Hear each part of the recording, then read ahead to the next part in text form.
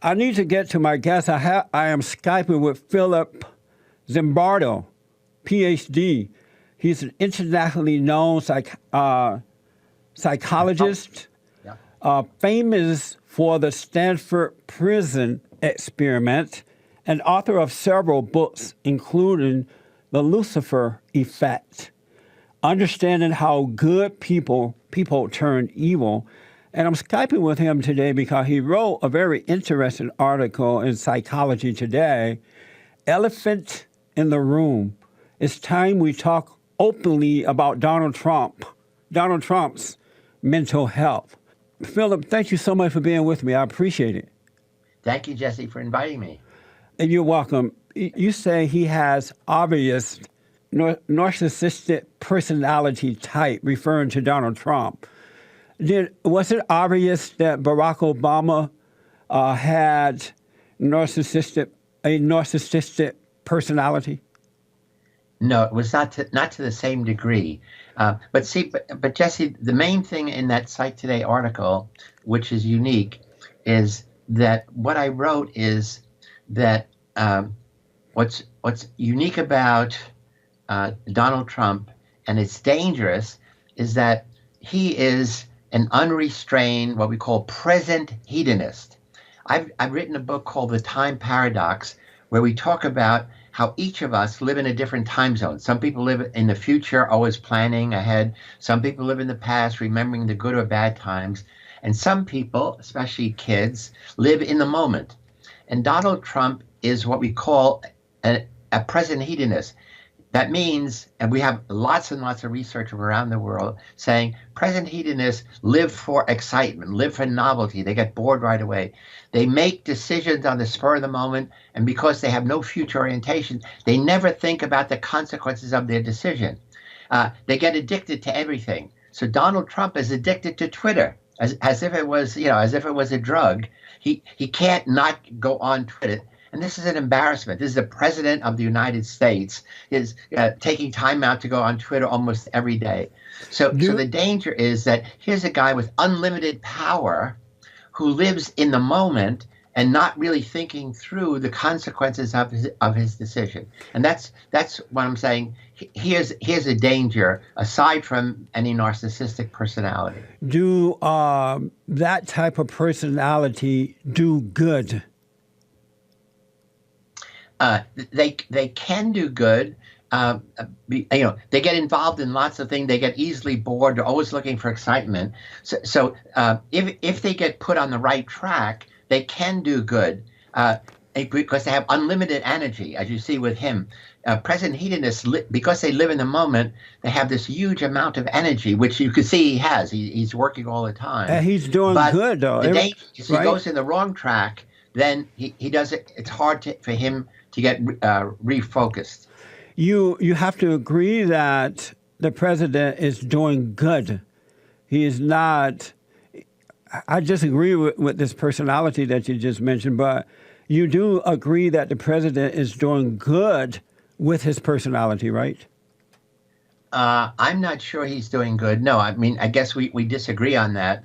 That all I'm saying is this personality type, being a present hedonist, is typical of young kids. And you grow out of it. You become, to be future-oriented means you always think about what is the consequence of my doing A or B. And so you make decisions not on the spur of the moment. You make decisions that are thoughtful. You think about, if I do A, what are the consequences? And I try to do the right thing. I'm saying, for a man, he's a grown man, and sometimes he acts like a grown boy. And that's beautiful, because acting like a boy is causing him to live in the moment and make the right decisions and not overreact to those who hate those decisions. He's patient with all people, and you can totally disagree with him as a kid would do, and yet he's not holding that against you. He'll take you out to lunch after a serious argument. And it is because he has a innocent, childlike personality. Whereas most adults don't have that because they have fallen away from that grace. And so they make bad decisions based on what they think and how they feel. Yeah, I mean, for some people, that's right. We've never had a person who's president of the United States who has this extreme present hedonism. I mean, almost always, so, but again, also, given his whole history of being, a millionaire, billionaire, and he runs Trump empire. So he's not used to people criticizing him. He's not used to having to ask people, what should he do? So he takes action. And I'm saying sometimes the action he takes or the policies he proposes are not carefully thought well through. One thing I think you might be missing is that he does ask people what they think. He asks different people what they think, and then he make a decision. So that is his personality. Were you not aware of that? A lot of the decisions he makes are on his own. They are not first vetted with his cabinet. In many cases, the cabinet hears it for the first time when he goes to the media, and that we know. And then afterwards, they say, "Oh, we all agree with him." But a president almost always first talks to his cabinet, talks to his advisors before he makes a public statement. Donald Trump makes a public statement and then talks to his advisors. So I see what you're saying. Yeah, what it's saying is you are, and people like you are accustomed to the way things have been over the last however many years. You've not seen an independent man who has a childlike personality, an innocent personality, and he's able to set a standard rather than following the old standards. And I think you guys may be missing that. You didn't see that in your home growing up. You haven't seen it in a public way. So to see that is unusual and strange to you. No, it is unusual, but I'm saying there is a potential danger when someone in that position, when someone who is present hedonist also has almost unlimited power. So we've never seen that combination before. Let me take a break. 888-7753-773. One thing I want to ask you, Phil, define, you used the word heathenist, present heathenist. Yes. Define heathenist for me, present heathenist. What do you mean by that? Yeah. Somebody who is hedonistic lives for pleasure. You live for pleasure to avoid pain. You live for new sensations. You get easily bored, so you always want new things, excitement. So you fill your life with new things, with excitement. You don't like the familiar. You don't like anything old. You're always searching for something new that gives you pleasure. So hedonism is about seeking pleasure in all aspects of your life, in sex, in food, in visual arts. Let me ask. So it's not bad to be a hedonist. It's only when it gets extreme. Okay. Let me ask. You said that you spoke of the fact that the president tweets all the time, and you said it wasn't good. But the voters love the fact that he's tweeting because they voted for him. He is keeping up his word. He is informing the voters and his supporters about what he's doing, what's happening. What's wrong with that? Because he can't trust the media. No, because sometimes his tweets are silly. That they're not representative of the president of the United States. Something comes into his head and he dumps it out.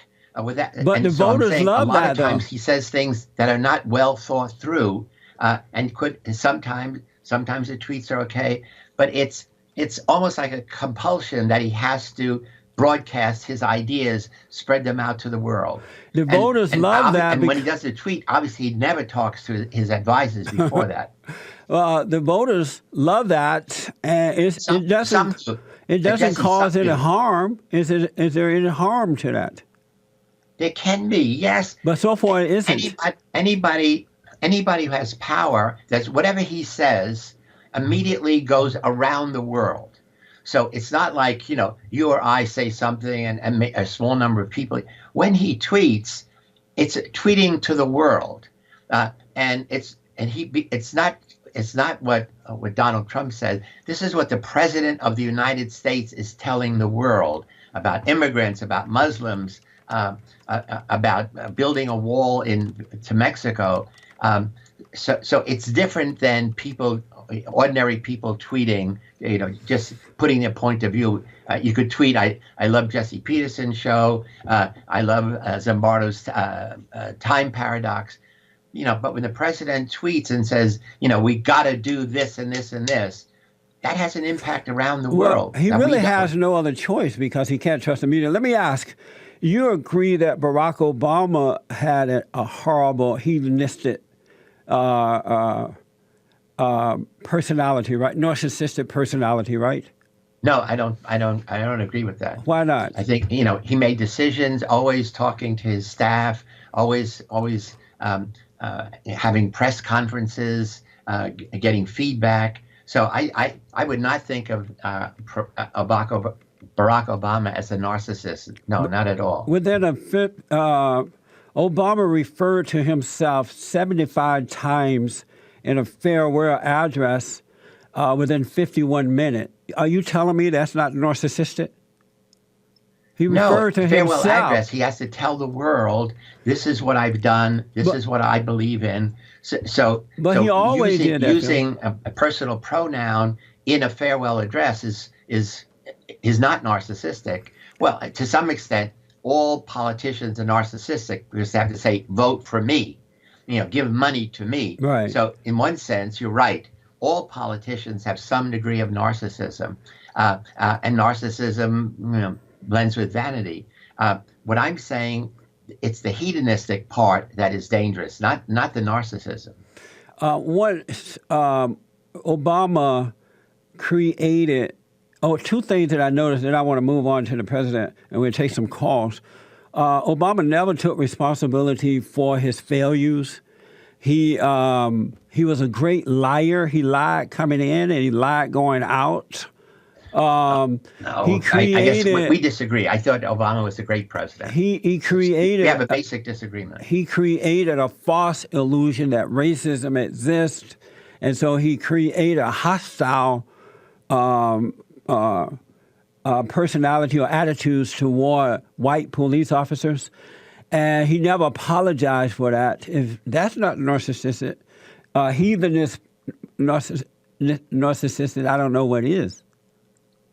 No, I mean, the fact that white police officers shoot black kids is something that everybody should be concerned about. And he, as president, he said, we need to investigate. We need to stop this. And we now know that many police officers need training in the psychology. We call it implicit bias, that for many white officers, seeing black youth, they automatically see a danger sign. But see, that's where in some cases, but they overdo it. Phil, that's where you've allowed Obama to put his narcissistic personality, disorder and personality on you, because what you just said is not true. It is true. I'm sorry. I'm black. You don't know what you're talking about. I'm black, Phil. Black kids have been killed by white police in many I'm black. Cities in America. But not innocent kids. Not innocent kids. Thuggish kids. Some innocent kids. No, where's the innocent kid that was killed? Okay. Innocent kids have been killed by the police. Where? Because they drew their gun and shot too soon. Where? Without a clear investigation. Give me an example of one. There's a built-in fear of black kids, youth, or black people. Not true, Phil. Okay. We disagree again. I'm sorry.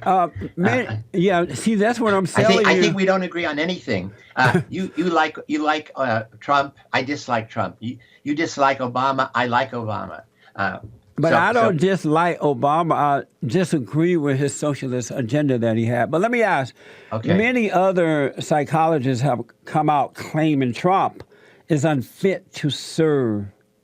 Why are they so threatened by him? Oh, I mean, these are psychiatrists have a medical degree. So I'm a psychologist. I don't talk about mental disorders. I just said present hedonism in the extreme is a problem. But 30,000 psychiatrists and psychological counselors have come out saying that from everything they can observe, he has an extreme personality disorder, which could be dangerous in a person who is the president of the United States, who has almost unlimited power. So they're saying we have to be careful observing him, containing his what could be excesses. Let me ask Phil, and then we'll go to the callers. Yeah. Is it wrong for the president to want to put up a big, beautiful wall around the borders? Oh, yes, it's terrible. It's terrible. It's terrible. And let me ask. In California, agriculture in California would stop if we didn't have Mexican laborers to help with all the agriculture in the wine country, working in many different industries, which they have been doing for years and years. And if we built a wall and stopped immigration of Mexicans, Mexican farm laborers, our economy would suffer. There's no evidence that Mexican farm workers who've been coming to California for generations have ever done anything wrong, have ever been involved in crime. So when you build a wall, you keep good people out as well as bad people. But you're wrong about that. There is evidence to that. And let me take a quick break. I'll come back and explain to you. You want to take some calls, Phil? Yeah, a few. Yeah, okay. Then I have to go. I'm giving a lecture. I have to go. Right, please. I know. Okay, back in a moment, folks. Phil, the one thing, and I appreciate you staying on for a few minutes. I know you have to run. One thing I want you to know is you're wrong and you've been misguided to believe that white cops are killing black innocent children. The studies have shown that Hispanics and black cops are more likely to kill innocent blacks than white cops. But I wanted to ask you, you're for open borders. Most black people in the urban areas cannot get jobs because of the open borders. They keep the wages down and pay the illegal aliens little money. The blacks and Hispanics are fighting in the schools and inner cities. The violent gangs are coming over from Mexico, supported by the drug lords, and they're running blacks out of their own communities. And it's just a horrible situation for black people. Do you care about black people enough to want a wall put up around the borders so that they can finally have a chance to thrive in life? Do you care about that? I care about black people very much. Enough to put a wall on the border? My best friends have always been black people. My students have been black. I don't think a wall is the solution. So you don't care enough to careful screening of anyone coming in. We don't want terrorists. We don't want Mexican gang members. We don't want Mexican drug influences coming in. And yes, I agree. In many places, I grew up in the South Bronx, where blacks and Hispanics, there was from Puerto Rico, were always in combat. They hate each other. So I know the situation. All I'm saying is a wall seems to me like a stupid idea. It's a hedonistic idea. We'll build a wall and it'll stop migration. It's not going to be possible to build a wall, number one, realistically, but you do want to increase security. You want to have more security agents at every city where Mexicans can come into the United States. So, Phil, if I'm hearing you right, you care about the blacks, but not enough to protect them by putting the wall up, as they've done in Israel and Berlin and other places. You just care about them, but you don't want them to have the best opportunity, best chance to have a good life. No, that's wrong. You care more about the illegals. You care more about the illegals than you do the blacks. You're misleading your audience. I care about blacks. I want them to have the best opportunity. But then why don't you want the wall then? A wall is a stupid idea. It should not be the only idea on the table. So that's again Donald Trump's hedonism. He says, "Let's build a wall." But that's what I want too. Suddenly he's stuck with that idea. The blacks want that too. A wall will never. It's a stupid idea. A wall can never be built. Did you know that illegal coming across the borders have gone down 40%, and we haven't even put the wall up yet? Well, you can reduce it by having good security agents at every point of entry. A wall is never going to happen. it's too expensive. It's too costly. The Berlin Wall was around a small place. It was around a city. It was not around the national border. Well, he has done that. He has 5,000. He's hired 5,000. Let me go to the phones real fast, Phil, because I know you have to run. Yeah. Let's go to Kenneth out of Boston, Massachusetts. Kenneth, you're on the air. Thank you so much for taking my call. This is a very intriguing discussion, and I'm very glad that someone is really looking at Donald Trump's capacity in terms of his mental capacity, because I'm very worried. One of the things that keeps coming up is that Donald Trump cannot admit that he's wrong, and that's something that worries me. He never What has he been wrong about? Well, one of the things that he has been wrong about is President Obama not being born in Kenya. He started his whole campaign. He said, "Oh, that's no big deal. Don't worry about that. We don't care about that anymore." But he ran for 2.5 years on that, and guess what? But there hasn't been any proof that he wasn't born in Kenya. Oh, you know what? To your guest, I think one of the things you might want to consider is doing a paper on Reverend Peterson, because he's just as delusional as a Trump. I mean, the reality is that people need to admit when they're wrong. But he hasn't done anything wrong. What has he done wrong? The wiretapping, for example, he made that mess up, and guess what? He never apologized. How do you know he made it up? He didn't make it up. There's no evidence at all to prove that the President Obama has been wiretapped. How do you think How do you think they found out? Hold on for me, Kenneth. Do not hang up. I need to let Phil go because he has a Phil. What do you say to Kenneth? I'm giving a lecture up here at De Anza College to hundreds of students. Anyway, thanks for having me on your program. Unfortunately, I think you and I disagree on many, many issues. Yes. And I'm glad that you have an open policy to have people who criticize you Skype in and talk to you. Phil, I know your age. I won't say it on the air because I don't know how you feel about that. But how do you keep so much energy? You look so well. You're not fat. I will be 84 years old next week. That's amazing. So what's the secret? The secret is my heart is full of love, and I get energy from my students. I get energy. I give ideas, and I get energy back. Are you married? I'm fortunate. I'm fortunate to be able to be a teacher. I come from poverty. I grew up in the South Bronx with Sicilian immigrant family, right? And none of whom were educated. And I've been able to become educated by being future-oriented, not being present hedonistic, not living in the moment, planning for the future. And so I am fortunate. And you're Italian, huh? Have you been married? Oh, yes. I'm married for 44 years. And you still look good. I have 3 children and 2 grandchildren. Well, Phil, it's an honor to meet you. I enjoyed talking to you. I like the way you dealt with the situation, even though we agree. I wish you well, and we'll have you back. Thank you, Jesse. All right. Have a good day. Thanks for your time. Okay. Ciao. Okay. Ciao. All right. Let's go back to Kenneth. So, Kenneth, go ahead. You disagree with me about what? Well, I was just saying that I was supporting your guest in that one of the challenges in looking at President Trump is to realize this is a man who cannot admit that he's wrong, and someone who cannot admit that he's wrong is somebody that really is troubling. Even you on your program talk about the importance of admitting when you're wrong, even though you don't do it. You talk about the importance of doing it. Tell me when I've been wrong then. What have I said or done that was wrong? I don't want to really discuss you because you don't tell the truth about a lot of things. Like what? You're making accusations without any proof, and that's what you people tend to do. Racism doesn't exist. Right. I mean, that's laughable. Hold on, Kenneth. Hold on. Do you remember General Flynn?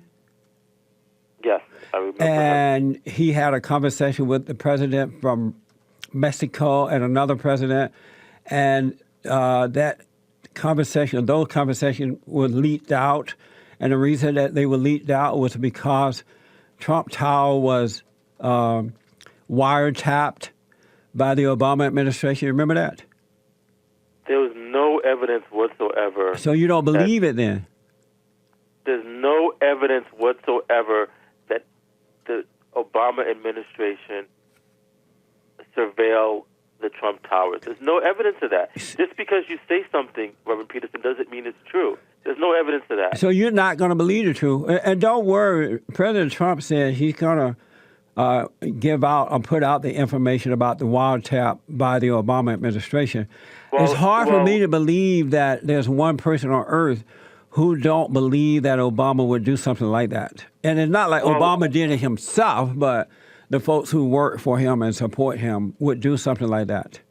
Well, Paul Ryan and several other Republican congressmen and senators say they don't believe him. So I guess you might be the only one that don't believe this nonsense. Do you remember when Trump was talking with the Australian Prime Minister and that was leaked? Yes, but there's no evidence that Obama administration had anything to do with that. So prove to me that racism doesn't exist. I know one of your favorite news sources is Breitbart, and I was just looking at Breitbart, and in December 1st, 2016, there was an article in Breitbart talking about how the KKK is increasing in membership in the United States, and of course we know the KKK is an organization that was built and currently is still in existence that has racial hatred for African Americans. If you cannot acknowledge that the KKK does still exist and they have hatred towards African Americans, and that hatred is based on racism, then something is wrong with you. I agree with you that the KKK existed back then and it exists now. And I agree with you that they attacked Black Americans, some Black folks, but it wasn't based on color. At the time that the KKK was formed, Black Americans were Republicans, and they held office in different aspects of the government, and that party was growing. The Republican Party was growing really fast. Due to the blacks being involved and whites being involved. And KKK were Democrats at the time, and they still are in most cases. And so they was trying to stop them because of their politics and not their color. And just like the radical, far-left, evil, hateful Black Lives Matter people who are worse than the KKK, they hate them. They are trying to destroy them because they hate them, based on that they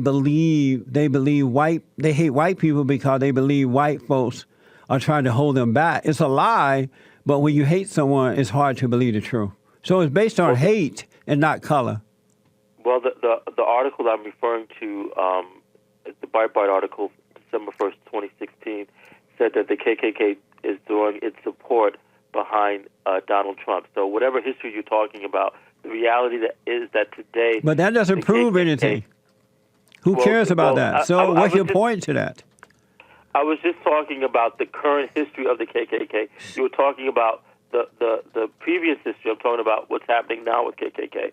As it relates to racism, many people are abandoning the Democratic Party because the Democratic Party is a far-left, liberal, progressive, which both the same, godless organization, and it's destroying America. So you have a lot of folks who are now leaving that party. So that's not a big deal. And you're saying including the KKK. I don't know if that's a real something you should be celebrating, Reverend Peterson. But I'm just telling you, it has nothing to do with the color, though. Do you read? That's the thing that I'm worried about, because if you read, you wouldn't come across as ignorant as you do. Oh, and so I know that racism doesn't exist. You believe the illusion of racism existed, and I'm the ignorant one.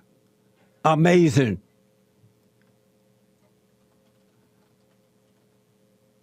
Hello? I think that little sound of just kind of... Are you a Christian? Yes, I am a Christian, but I just wanted people to... Do you believe that our battle... Do you believe our battle is a spiritual battle or a physical one? I'm not here to talk about my religion. No. I'm trying to help you right now. I really don't want to get into that. Do you believe it's spiritual or physical? I really don't want to get into this. You know why? Because you don't want to face the truth. Yeah, okay. Whatever you say. You want to believe in fake racism, but yet call yourself a Christian when in reality you're just a Christian in namesake, but you're not a doer of the word.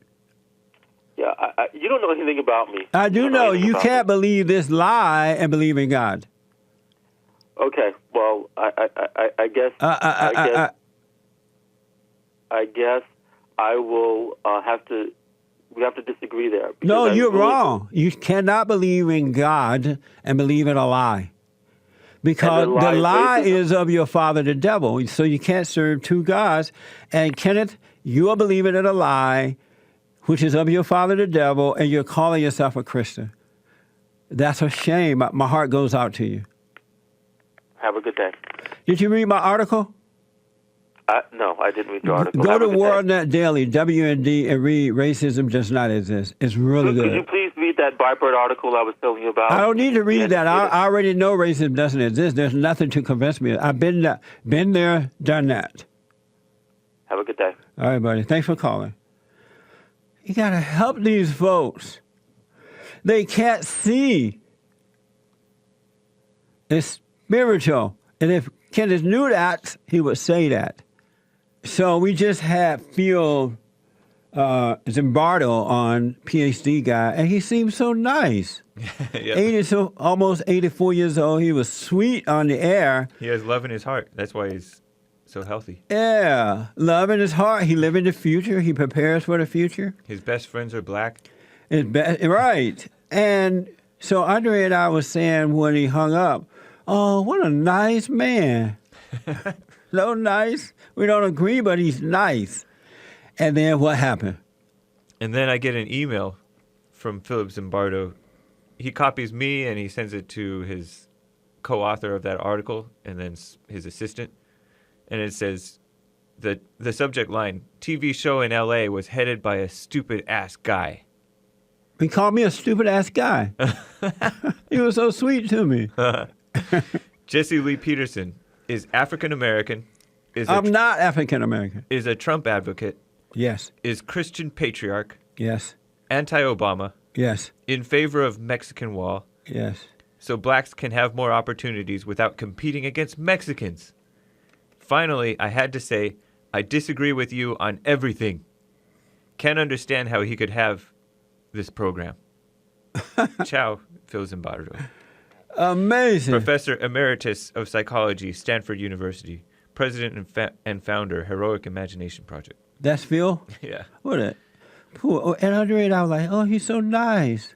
It's like petting a dog. You go to your friend's house and they have a dog, and the dog come wagging his tail, and you pat his head. You're like, oh, cat more likely. Yeah, you said, nicey dog. What a nice dog you have. And then the dog bites you.